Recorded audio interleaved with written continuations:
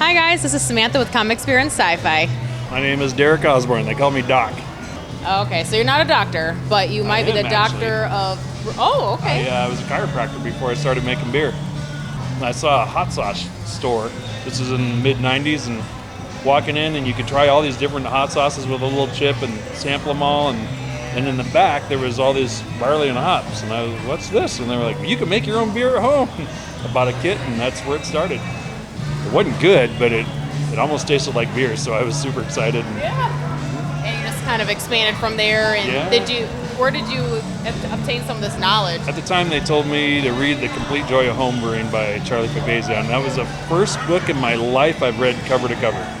So I was working for BJ's at the time, and BJ's Brewhouse. BJ's, yeah, I started that place. their very first one in Brea, California, and then I moved around, and since I wasn't married at the time, they made me the director of brewing ops because I could travel to all the breweries and do whatever. And had a lot of fun doing that, but Julian approached me one time and said a friend introduced us, said he's opening a brewery, and I said, bring him in, I'll answer any questions. I had no intention of coming on board. I was in a pretty good place with that company, and he made me an offer I couldn't refuse, so Wow, here I am. That's amazing.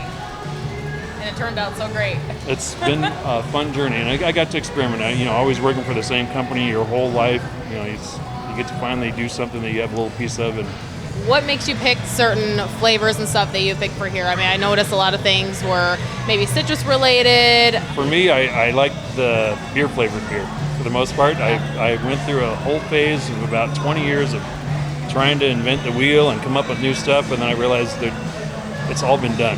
The things that have been around for thousands of years are the things that people like, and the things that turns out I like. So I try my best to do pilsners made with German hops and German malt, and I mimic the German water. We start with reverse osmosis, and we add the salts back to mimic that water. And when we do a Belgian beer, we use the Belgian yeast and the Belgian malts and the whole thing. We put the orange peels from Spain in. And Well, thanks, Doc. It's been a pleasure having you today, and we've had a great day here. I mean, I've enjoyed a couple of these beers, and everybody else has enjoyed everything. And thank you so much for meeting with me. yeah, thank you.